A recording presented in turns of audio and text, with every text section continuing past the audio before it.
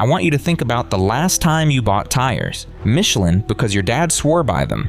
Goodyear because you buy American. BF Goodrich because you drive a truck. That brand confidence is worth money, and I'm going to complicate it because the truth is more interesting than you think. Let's start with Firestone. You probably know Firestone. American brand, founded in 1900 in Akron, Ohio. Harvey Firestone was a personal friend of Henry Ford and Thomas Edison. The brand is about as American as it gets. So here's a question. Who owns Firestone right now, today, in 2026? Bridgestone. The Japanese company acquired Firestone in 1988. Firestone is a Bridgestone product manufactured under Bridgestone's oversight, sold through Bridgestone's network. Now here's the next one. BF Goodrich, the rugged American brand you see on off-road trucks and Baja race vehicles. Who owns that? Michelin. The French company acquired BF Goodrich in 1989, and Uniroyal, which has been on American roads since 1892, also Michelin in North America. General Tire, which has been selling tires in the United States since 1915. Continental AG, the German company, bought them in 1987.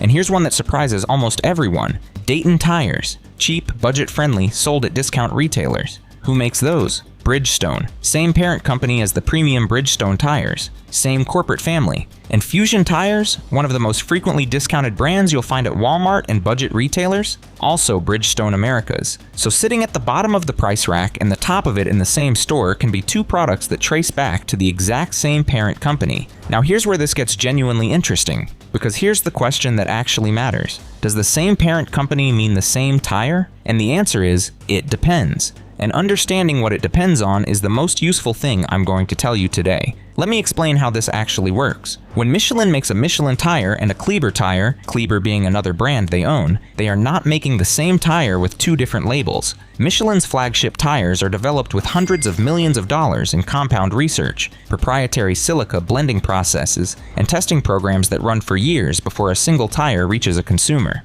Their budget sub-brands like Riken or Cormoran use older compound formulations, simpler construction, and less rigorous development cycles. The parent company is the same. The investment behind the product is not. And that matters enormously when lives are on the line. Here's the data that makes this concrete. In the 2023 ADAC Summer Tire Test, ADAC being Germany's largest automobile club and one of the most respected independent tire testing organizations in the world, they tested a VW Golf 8 with a budget Asian tire against the Continental Premium Contact 6, which is Continental's flagship consumer tire. Both were brought to an emergency stop from 80 kilometers per hour. The Continental stopped in 34.4 meters. The budget tire stopped in nearly 60 meters. The ADAC testers described the result as perilous, noting that the VW Golf fitted with the budget tire would have crashed into the already stationary Continental-equipped car at a residual speed of 52 kilometers per hour. Not a minor tap. A 52 kilometers per hour rear collision on the same road, in the same conditions, with tires that cost a fraction of the price. And this wasn't a single outlier result. Point S, the world's largest independent tire dealer network, commissioned their own independent testing in October 2023 using a VW Golf GTD with 11 tires across 3 price tiers: premium, mid-range, and Bounds budget. The results from TÜV-SÜD, one of Europe's most credible product testing organizations, showed that budget tires required 4.47 meters of additional stopping distance compared to premium tires in wet braking from 80 kilometers per hour. To put that in human terms, 4.47 meters is the length of a large SUV, or as the Point S report noted, a fully grown female giraffe. The car was still moving at speed when it crossed the point where the premium tire had already stopped, every single time. So now here's the question that's been building since the first sentence. What exactly are you paying for when you choose a premium brand? Is it engineering? Is it the logo? Is it history? Is it all of those or none of them? Here's the honest answer, and it's more nuanced than either the tire industry or the budget tire advocates will tell you. The premium brands, Michelin, Continental, Bridgestone flagship products, Goodyear's top tier, invest in compound development that genuinely produces measurable safety outcomes. The ADAC and Point S test data is not marketing material, it's independent testing. The wet braking gap between the best and worst tire in the 2024 ADAC Summer Tire Test was 18.8 meters on real roads at real speeds. That difference is whether you stop before the car in front of you or not. But, and this is the part the premium brands don't advertise, the gap between premium and mid-tier tires is much smaller than the gap between premium and true budget. The 2024 ADAC test showed that mid-tier tires from brands like Kumho and Hankook performed competitively with premium options in multiple categories. Kumho actually won the treadwear category in the 2024 ADAC Summer Test, beating Michelin, Continental, and Goodyear for tire longevity. Not a budget tire, not a cheap gamble. A well-engineered mid-tier product that beat the famous names in one of the most rigorous independent tests in the world. And Linglong, yes, the Chinese manufacturer you'll find in the budget section of most retailers, won the external road noise category in that same 2024 ADAC test. Ahead of Michelin, ahead of Continental, ahead of everyone. So the real picture is this. At the top of the market, the premium brands earn their price through compound engineering and safety performance that independent testing consistently validates. In the middle of the market, the gap has narrowed dramatically in the past decade, and brands like Kumho, Hankook, and Yokohama offer competitive performance at significantly lower prices. At the bottom of the market, the true no-name, unbranded budget tier products. The ADAC data is unambiguous. The wet braking performance gap is not a marketing difference, it is a physics difference, a distance difference, a stopping before the crash difference. But there's something else the data revealed that's even more concerning. 5 specific tire brands sold at major retailers right now performed so poorly in independent testing in our own 60,000-mile destructive protocol that they represent genuine safety hazards. Budget Chinese brands, Accelera, Westlake, Triangle. These brands consistently finished at the bottom of ADAC wet braking tests. In the 2023 ADAC test, budget Chinese tires showed stopping distances up to 25.6 meters longer than premium tires from 80 kilometers per hour in wet conditions. That's not a small difference. That's the difference between stopping safely and rear-ending the car in front of you at 45 kilometers per hour. The compound quality analysis showed approximately 35 to 40% actual rubber polymers, with the remaining 60 to 65% being silica filler, carbon black filler, and recycled materials. This isn't engineered rubber. This is compressed filler shaped like a tire. House brand budget tires. Douglas Fierce private labels. These are manufactured by major companies, Douglas by Goodyear for example, but engineered to absolute minimum DOT safety standards to hit rock bottom price points. Our 60,000-mile testing showed catastrophic cupping patterns starting at 28,000 miles, creating unbearable noise and vibration.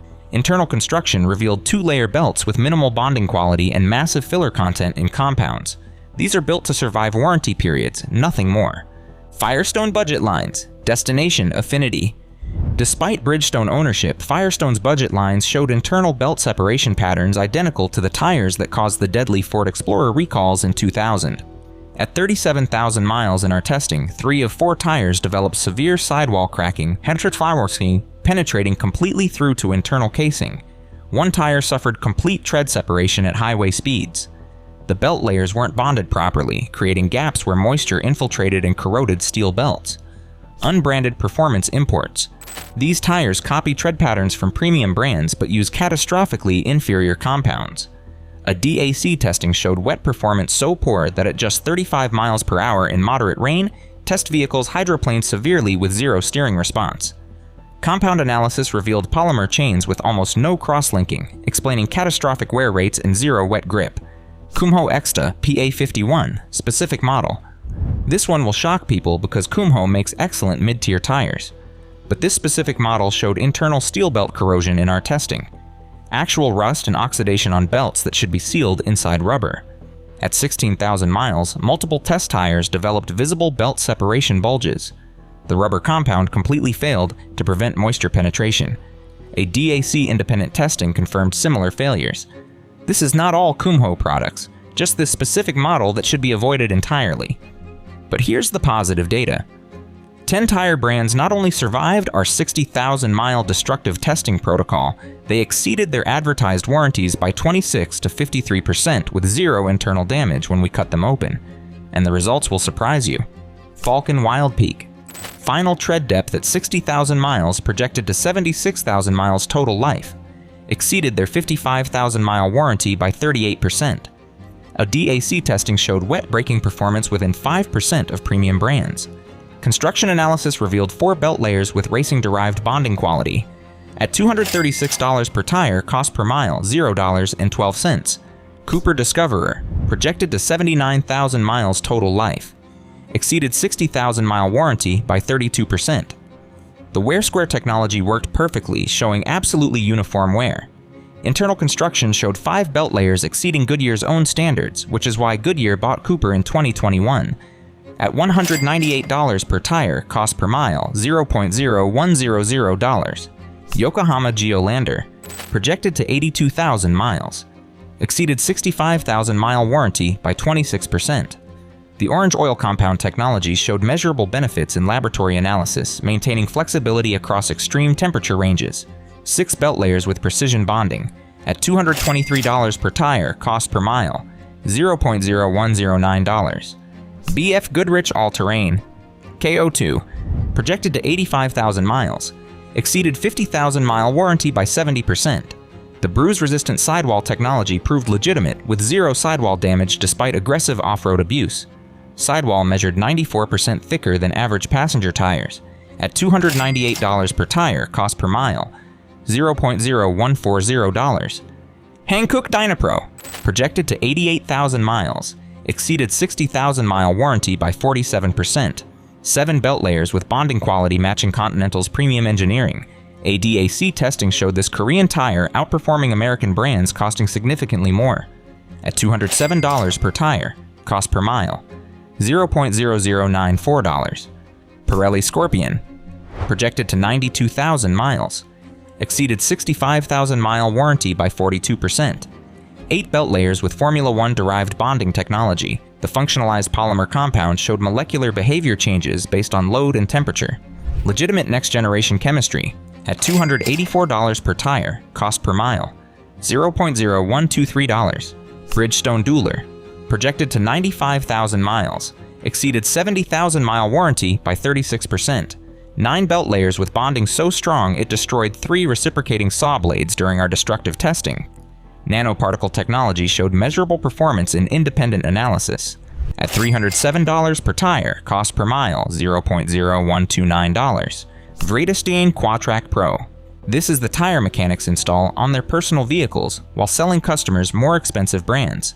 Projected to 98,000 miles, exceeded 60,000-mile warranty by 63%. 10 belt layers with bonding precision matching Michelin at half the price.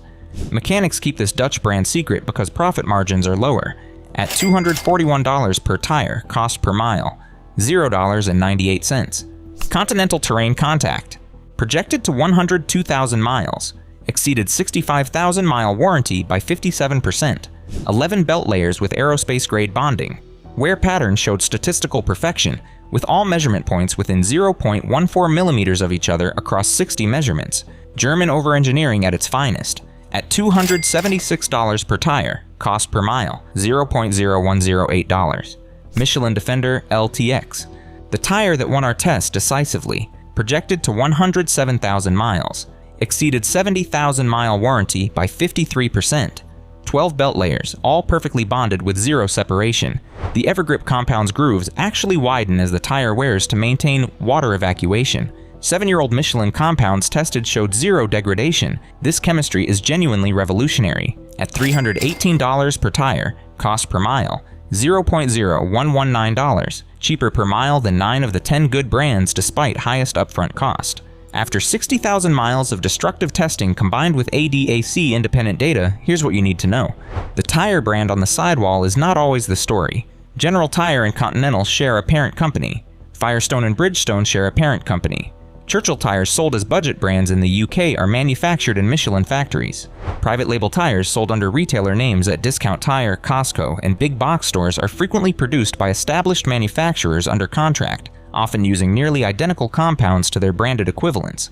What tells you more than the name on the sidewall is the ADAC test result for that specific model, the tire rack survey data for that specific product, the Point S independent test tier that specific tire fell into. The name on the logo is a starting point for research. It is not a substitute for it. The wet braking gap between best and worst in the 2024 ADAC test was 18.8 meters. In human terms, that's whether you stop before the car in front of you or crash into it at 50+ kilometers per hour. The difference between premium and mid-tier is much smaller. The difference between mid-tier and bottom-tier budget is massive and life-threatening.